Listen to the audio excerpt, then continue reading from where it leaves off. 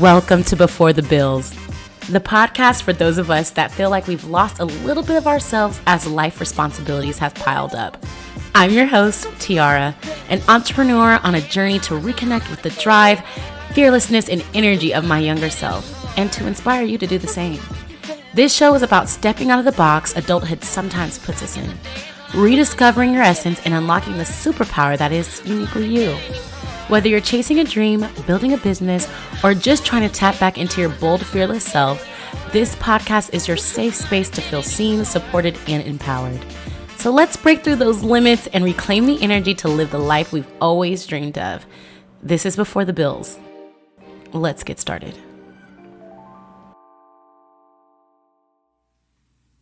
What's up, everybody? It's your host, Tiara McGee of the Before the Bills podcast, and today we have a very special guest. It is Fred Osu, also known as Mosely Tribe, in the building with us. Fred is not only one of my great friends, but also an amazing creative, from arts to beats to clothes to styles to fashion and beyond. He's someone that I really aspire and look up to. And I'm so excited to have him on the podcast this morning so we can talk a little bit about how those things really tie back to his childhood and the essence of who he is as we've navigated life with bills and getting more into life before the bills. So yeah, Fred, welcome to the show. Wow. Good intro. I feel like Shannon Sharp. Yeah, I appreciate that, man. Damn. Yeah. Makes me feel welcome, warm, Yeah, and fuzzy you feel inside. good. But it wasn't the Hennessy shots before the Yeah, that's right. No, that was great. I appreciate that. Yeah, no. So y'all, so Fred and I have known each other for going on 3 years now. Yeah. Time flies. Time flies. Literally. We met at this company we used to work, I used to work for. And it was like in It's Richmond. almost both of us. Almost, yes. Okay, because we're trying to get back into the essence that gets us, out of these being 9-to-5s. But we met in Richmond at a random training, and we were just happy to see other Black people there, honestly. I really didn't expect to see as many Black people as I did. I know. Fred was one of the first people that I really connected with. Just connection. We just connected, right? Yeah. Just the vibe. He's a Virgo. I love Virgo. It's so wild, man, that there's so many, to the point where first night, all right, we're just hanging out. Next night, we're just hanging out. And it just went from there. It just never stopped. And then we ended up sitting next to each other at the office. And I think that we just really grew from there.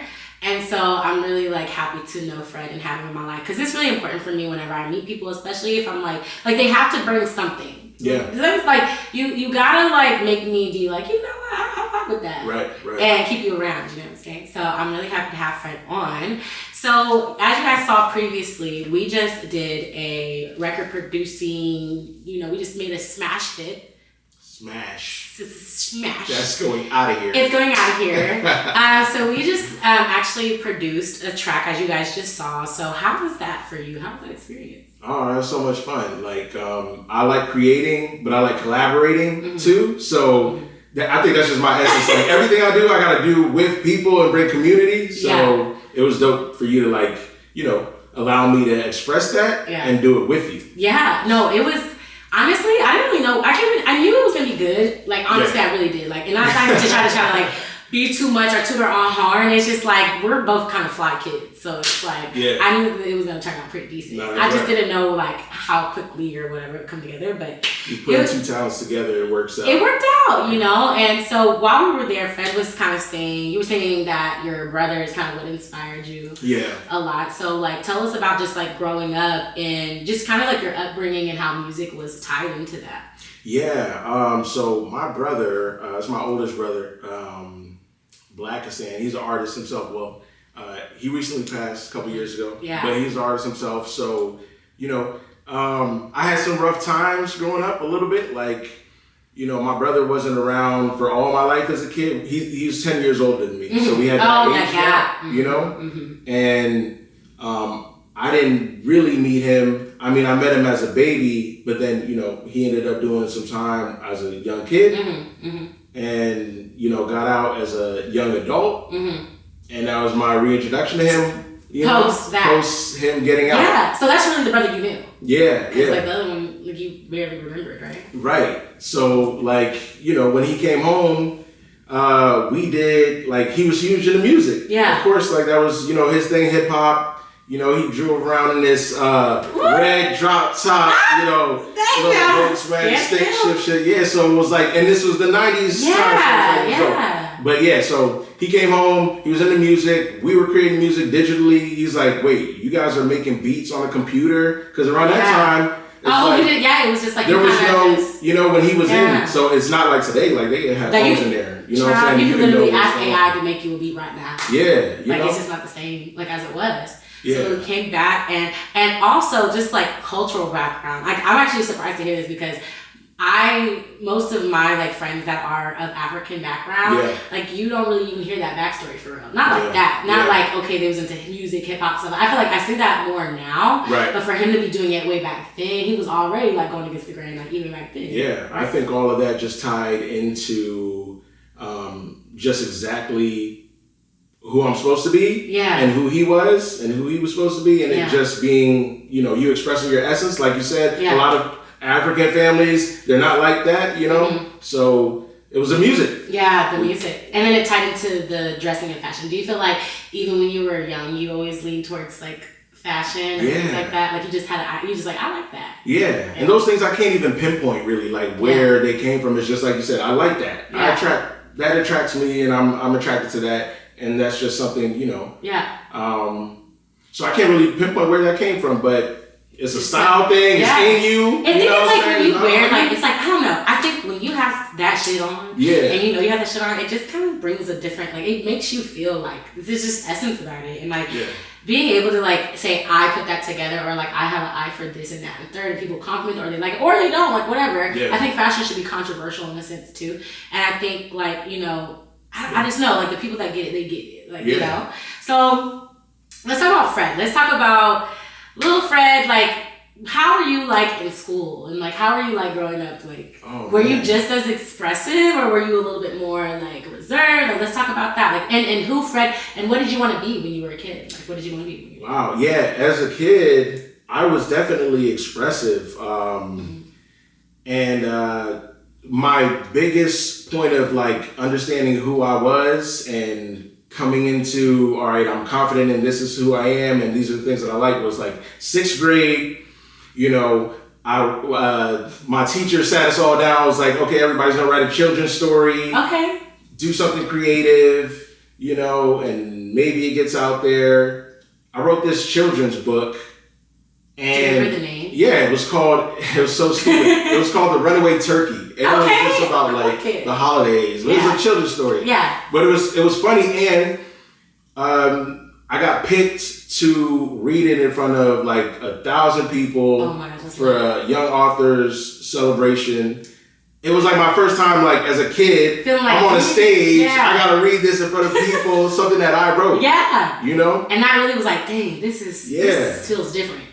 This was different. So then, when you were growing up, then like, what did you, like, you would say, oh, mom and dad, what do you want to be when you grow up? Or teacher asked, what do you want to be when you grow up? Fred would say. Yeah, I would say. When you were that age. A writer, really, because, but at that time, I think it was more so just, I have an affinity for language, reading, you know, and that just took it elsewhere. So I was like, okay, if I want to do anything, I want to be a writer. I want to be, you know, someone who writes like for like, you know, news source or magazine or something like that. I love words. I love rearranging things like that, the language. So I love that. So you go from that age, and then you're in what? Were you like in middle school at that time, or what age were you when you did the book? Yeah, that was 6th grade when I did that, which is like a, you know, thing. But, you know, you grow up and then you're in school, you're matriculating and all that, and then you're just like, okay, I gravitate towards these things. This is the type of person I want to be. I'm joining these societies where it's just like reading, writing, where it's like newspapers, stuff like that.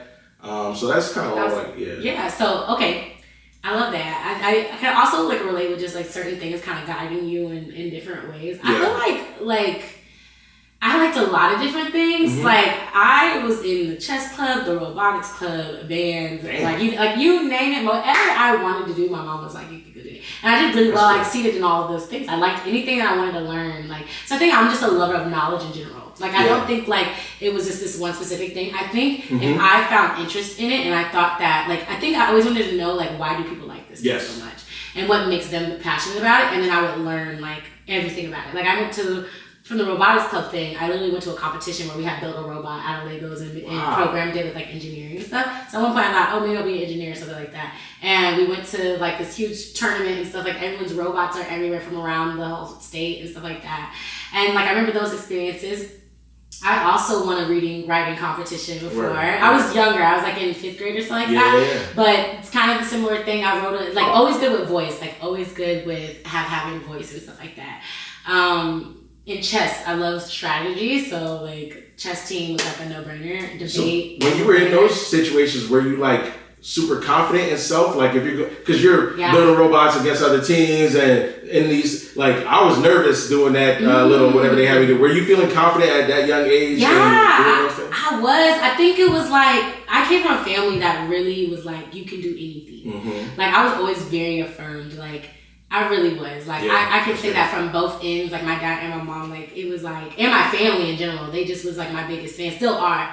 Like, and so I think when you have that type of affirmation and those things poured into you from a young age, it's like, I don't think until you get older or, like, you get around other people, that's when the stuff starts stirring. Like, that's when the doubts or things, like, or the comparisons, like, that's when it starts. It's like, when you start kind of get into the world, really. You know what I'm saying? But like when I was little, like protected by family, maybe it was what it was. I was about ringing out. Well, you can't tell me nothing. Like you can't tell me nothing. Like you know what I'm saying? Right, and that's the essence of me that that's what this is about. Like for the bills, man. I'm tapping into that. Yeah, so let's talk about you go to high school. Yep. And then you're about to go into college. So like tell me about that stage of your life. Like how were you feeling then? Like. Do you feel like you were? Yeah, I don't think I was. I think at that point I was still like figuring out. Okay, you know, obviously I like these things, like you said. You know what you like, and you're just trying everything. But it wasn't like, oh, okay, I was doing this when I was younger. Let me focus on this thing and try to see if this is going to be who I end up being. You know what I mean? Did it turn more into like I got to do something that's sustainable, like something that's more like. Like, what did you think changed? Like, what changed that made you be like... Oh, yeah. That period wasn't until, like, you know, like, after college, really. Where we'll get there. So, you decided, okay, cool. So, we're still in that zone for high school. So, we go into high school, we go into college. And so, what was your major in college? Yes.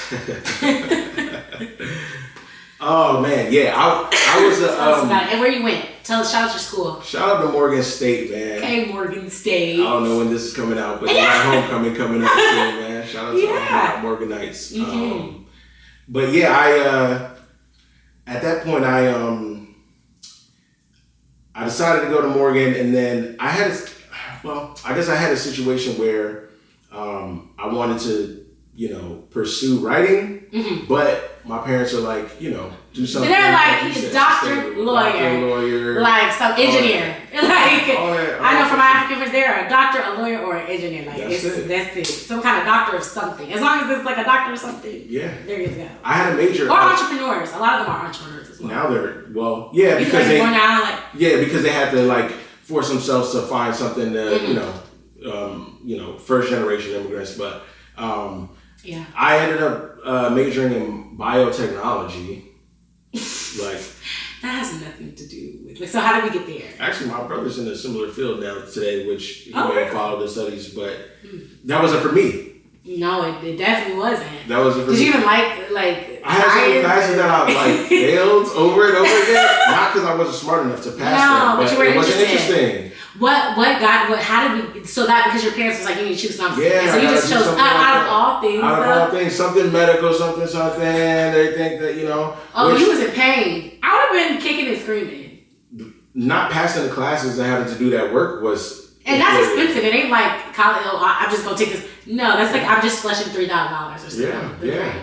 So that's frustrating. So you're like, damn. So then what happened? So then I realized, I'm like, yo, no, let me do what I want to do. Yeah. You know what I'm saying? So I changed my major journalism. Print. This was print at the time because like I wanted to be a writer. Yeah. These days you just want to be broadcasting. Like, you know, I should have been in that side of things, which is cool though. But like I'm a writer, so but I dabble. So I changed my major to print journalism. Had great classes. I was creating stuff just like we're doing now. Yeah. This is the essence of who we are. Yes. You know? We're creators. I think that's the thing too. It's like, and like for instance, I double majored in criminal justice and psychology. However, and I minored in Spanish. And the thing is, like for me, I always knew those things always still are very important to me. Like I at first, like I went through so many things. When I was in high school, I ended up doing a pre-med class. So my high school was like preparing for college type high school. So I went to a predominantly white high school. Like I was the only black girl in like my AP classes, things like that. And we literally took a pre-med class because I had to learn this medical terminology, so I had to like learn all that. Very interested in it. So the first thing I ever thought I wanted to do was do I think I was gonna go law route first. So I think I was like, oh, let me be a judge. But then I was like, oh no, but if I like rule somebody wrong, then they're gonna come back and like whatever.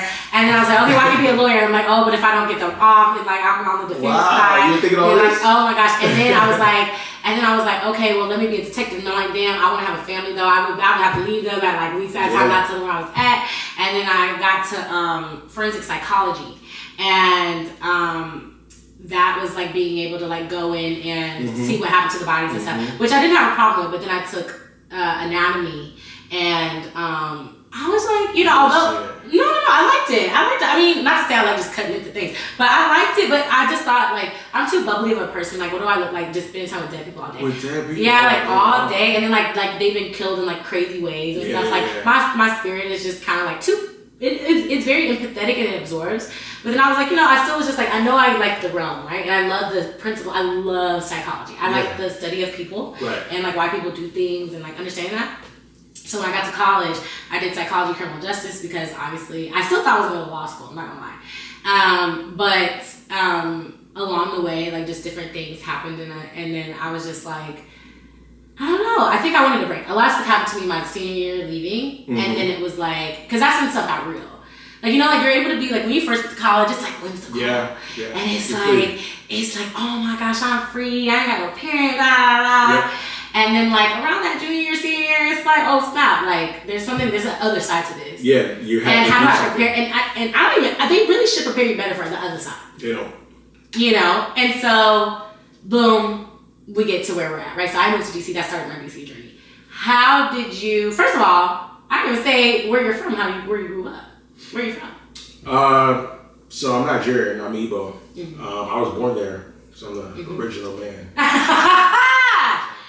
Okay. But yeah, from there, my dad got a student. So my dad went to college. He got a student's visa to come here. Okay. So he went to the University of Hartford, which is wow. That was his introduction to this country. Was I got a student's visa. I'm going to this college. Yeah.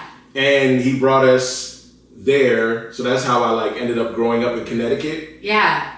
And then, you know, some time passes and things like that, and then I moved to the DMV area, and ever since. So I would say I grew up in the DMV. I had an upbringing in the Connecticut area. Oh my gosh, Connecticut. Connecticut. Yeah. Shout out to my people back there, man. Are you still in touch? Yeah, but people I went to school with. Because my high school split, so I left after 10th grade year. That's a good amount of time. Yeah, but before you leave. You right in the middle of... So you didn't get to graduate. I didn't graduate with that. Yeah. So I had to, you know, be the new kid in school. Type of thing. So, yeah, Okay. So we're in college. We're journalism. We're doing journalism, broadcast journalism. We get through that and then we graduate. Yeah. Okay, so tell me about what's life like for Fred after graduation. It's a blur, kind of. Like, really? It's just trying to figure it out, working in the real world, finessing the real world as much as I can as a young adult, you know? Yeah. I worked like a ton of jobs. Like I was working, I was working while I was in school. Okay. So like I started working early, man. I had my first job like, I don't know, maybe people were earlier than that, but like the summer of 10th grade.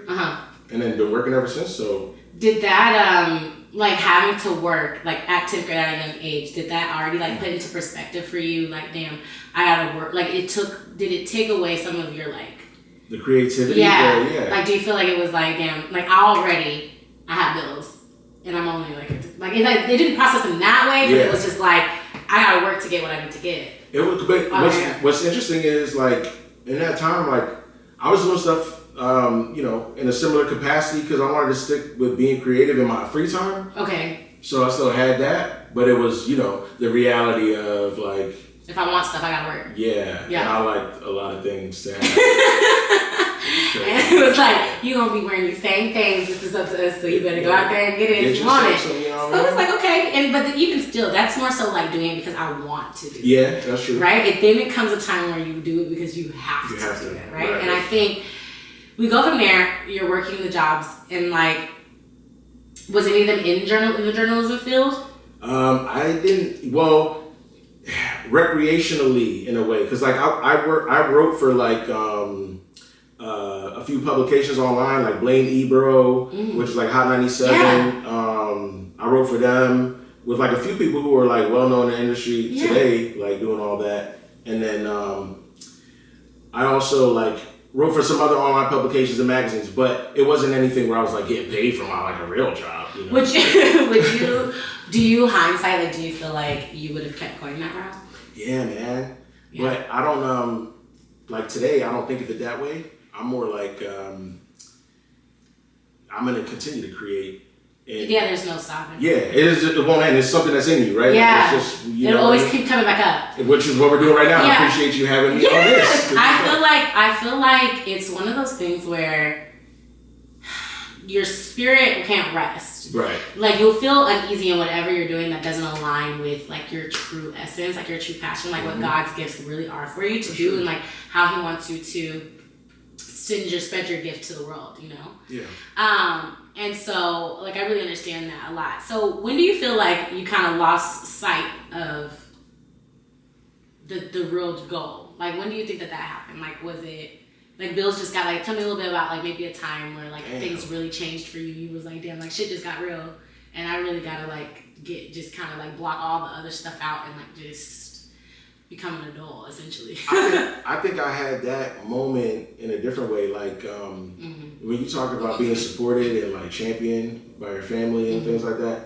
like it was a little bit different for me. Like I had these aspirations and I had opportunities to take advantage of them, but I didn't have that support at a young age. Yeah. And in certain particular instances where it's like, okay, I could do this. I don't know what's on the other side of this, but if you don't have the go ahead, do it. You know what I'm saying? The pat, go ahead, the push. Yeah. A little push. If you don't have that, then you're like, all right, well, let me do the safe route. So that was when things got real. Like, all right, I'm gonna just be on this path. Yeah. Let me just like get to it, however I can get to it. Yeah. And especially it's like if you don't have like, in a lot of cases, a lot of people help their people out too. Like, so I have like friends that are literally not even, it's like not just them they're having to grind for. It's like now somehow I've become the breadwinner for everyone because I'm the one who made it out, or I'm the one who graduated, or I'm the one who whatever. And it's like even that is like another layer to like when you have even more than just yourself to be responsible for. Your like what you were and who you loved and what you loved is even lower until you kind of like learn boundaries to be like, I still gotta fulfill whatever the destiny or the plan is for me to be here for. Yep. Because I won't be able to get to that level to really take care of everybody if I'm constantly giving my last to everybody. Like sometimes it's hard like that, but you kind of have to do that. Yeah. I agree with that wholeheartedly. Yeah. So I feel that. So like now, where would you say like you are now, like mentally, like when it comes to even like your own like holistic journey, right? Like I knew you when before and during and after your brother. Yeah. And I got to see like the shifts and changes in you. So like I know like even from my perspective, I could see how you've changed so much. But like would love for you to kind of speak on like even like okay, so you got before the bills also means before growing up, which means also things happen. Other people grow up, people get old, people get sick, people die, whatever. And so like how that also can shape us and like maybe even remind us to go back, or sometimes it kind of like, sets our trajectory on a different path. So like speaking to that.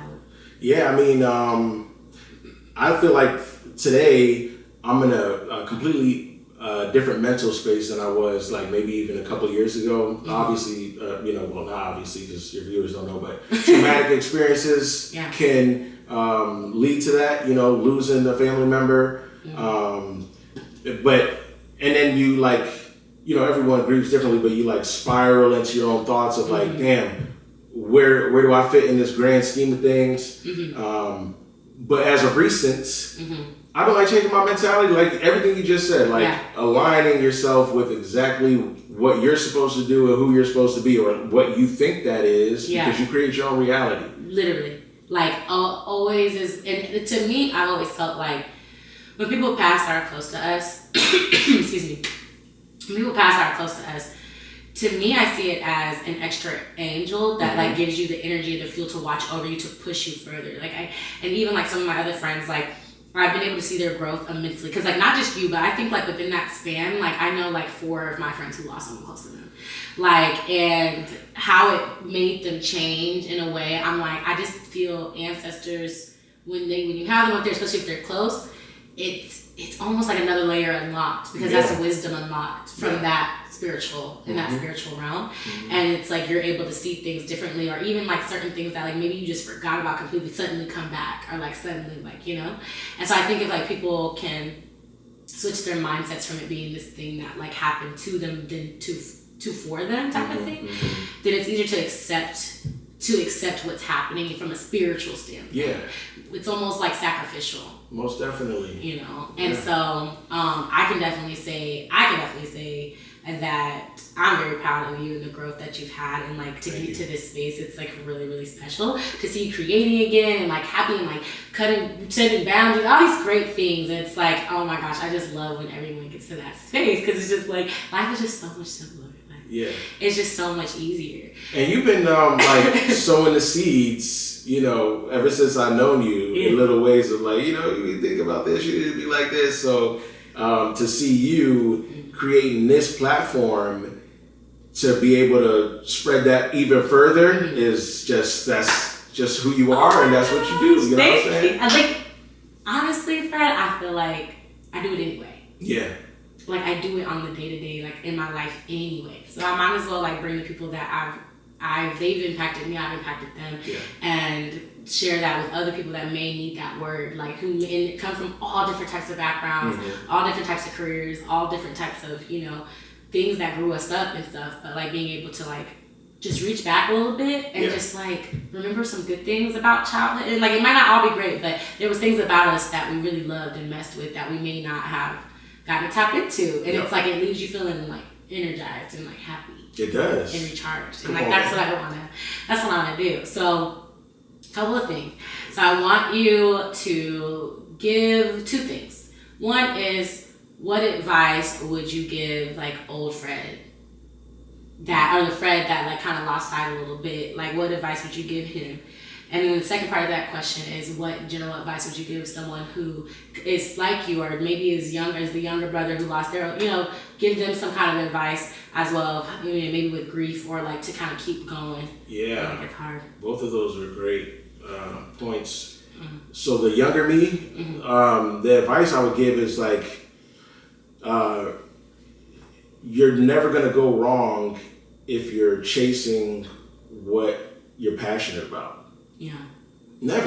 Never. Because if it's not monetary, it's how you feel. Yeah. And honestly, they both are going to go together. They go together. They always go together.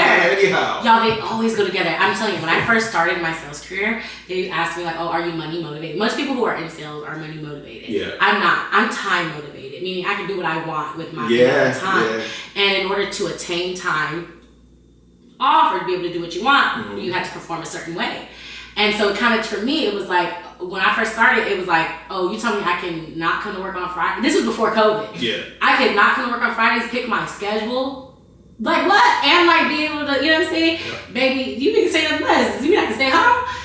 And then because of that, I was a top performer. Money came. Exactly. But it's like, you got to do what like suits you though. Like just use your talents and suits you. So I can completely wholeheartedly agree with that point for sure. Yeah. And I mean, the other advice would be like, I think everybody grieves in their own way, so I don't think the advice is more so my experience is I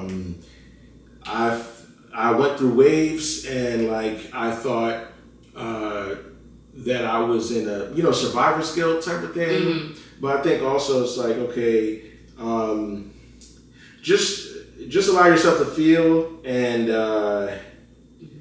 know that you're doing your best. Because there's no set way to go through it. Yeah. So just feel, know that you're doing your best, and then leave a trail of making that person proud if you were close to them, or learn a little more about them, whatever it may be. I think that's beautiful. I think one of the things that I always tell some of my friends who are dealing with grief and stuff like that is that whenever you do feel or miss that person, to just speak to them, write a note, whether that's like telling them you love them, like you're on their brain, whatever, do something that commemorates them in that moment, because that means their energy is like with you, kind of just helps them hold near. But to also like when it comes to the life in general, like life is going to have all things, like not even just people passing, but like everything, right? Like we're Black in America, let's just leave it there, okay? So like life has a lot of things in it. But when you try to force, like it's like anything, right? Like think about anything that you guys like feel, like your instincts is like your intuition is like this is not what I want to do, and it's like pressure. Eventually it gets to a point where you cannot handle it so much that you break, you end up spiraling, whatever. Yeah. But if you just allow life to like ride the wave of it, like you kind of like how you're saying, like just let it happen. Like just feel through it. Like don't fight against it. The more you force against it, the more that God will take it from you, right? Like when we're trying to hold on to stuff, like I want it. It don't ever end good when you don't do it that way. But if you just be like, you know what, something about this ain't right, and I'm gonna just let it go. Like the sooner you realize that skill about life, the easier life will be to navigate. So I definitely can feel that. No, for real. Yeah. So let the people know where they can find you at, and like what's gonna kind of look out for. What we can look out for. Damn, that's crazy. Because normally I'll be like, you can't find me. No, that's so you guys, so you guys can see that's listening to the pod, but like if you're watching the pod, obviously we have sunglasses on. This is definitely a Mosely Tribes, a very Fred thing. Honey, he's gonna have the shades on.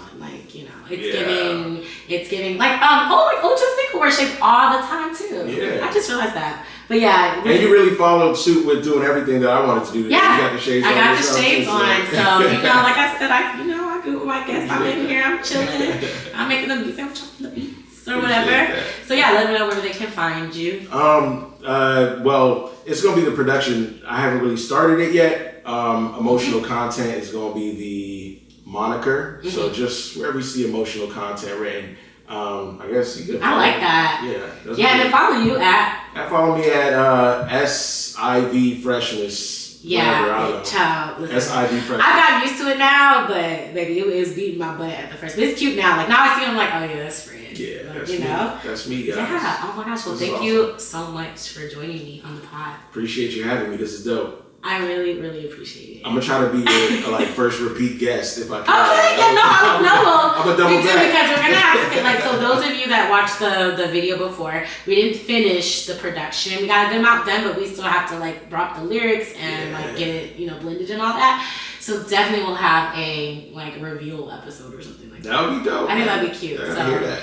Yeah, thank you for coming. And thank you guys for tuning in. Be sure to like, share, and subscribe. And share. Share. Subscribe. Period. Okay? And we will catch you guys in the next one. Bye. Peace.